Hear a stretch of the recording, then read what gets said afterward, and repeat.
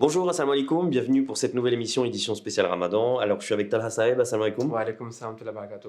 Alors Talha Saeb, alors aujourd'hui encore une question sur le Ramadan. Ouais, Alors une question que je pense que beaucoup de gens pourront se poser, hein. Alors les voyages sont de plus en plus faciles, les moyens de transport sont de plus en plus rapides.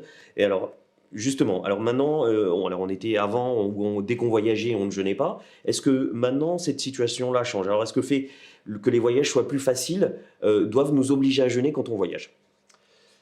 Directement pour cette question participable qui est effectivement une question que beaucoup de musulmans se posent. Alors du coup, avant de répondre à votre question, je pense qu'on peut aussi s'intéresser un peu sur les raisons pour lesquelles justement Allah subhanahu wa ta'ala, nous a du coup donné cette facilité. D'ailleurs, on peut la mentionner parce qu'elle est mentionnée de manière extrêmement explicite dans le verset D'accord. 185 de la sourate Al-Baqarah, dans lequel, si je lis la traduction, Allah déclare le jeûne prescrit est pour un nombre de jours déterminé, mais quiconque est malade ou en voyage devra jeûner ultérieurement pendant le même nombre de jours. On voit ici déjà ce qui est extrêmement clair, c'est qu'en fait, d'une, Allah subhanahu wa ta'ala, il ne mentionne pas la sévérité du voyage. Il ne dit pas que si vous entreprenez un voyage long, un voyage court, un voyage loin, un voyage près, dès que vous sentez que vous êtes en voyage, voilà, et ben Allah subhanahu wa ta'ala vous invite à ne pas jeûner. Alors la question de la sévérité du voyage peut se poser naturellement parce qu'on peut se dire qu'au 7e siècle en Arabie, on est en plein désert, il fait extrêmement chaud, les voyages se font Les avec moyens de transport piano, sont pas les mêmes. c'est pas les mêmes. Aujourd'hui, on voyage en TGV, première classe, air climatisé, ça n'a rien à voir. Mais en fait, il faut aussi se prendre en compte le fait que, en plus de la pénibilité du transport, il y a une autre chose qui s'ajoute, c'est le fait qu'on est loin de chez nous. Vous voyez?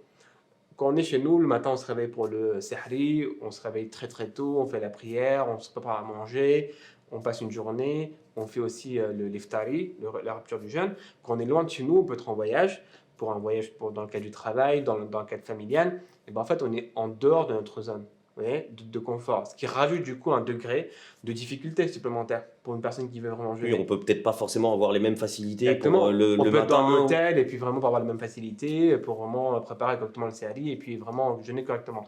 Du coup, il y a la pénibilité certes, mais il y a aussi le fait qu'on sorte de notre zone de confort lorsqu'on est en voyage. De ce fait, en fait, il ne faut pas qu'on ait vraiment essayé d'interpréter le verset.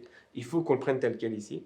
Allah subhanahu wa ta'ala, il savait très bien que dans 14-15 siècles, en fait, on aurait des moyens de transport révolutionnaires où en fait, ce serait beaucoup moins pénible. Il aurait pu mentionner, s'il le souhaitait, en fait, que si le voyage est pénible ou pas. Sauf que Allah subhanahu wa ta'ala, il n'a pas mentionné ici. C'est en fait pour faciliter la vie des musulmans.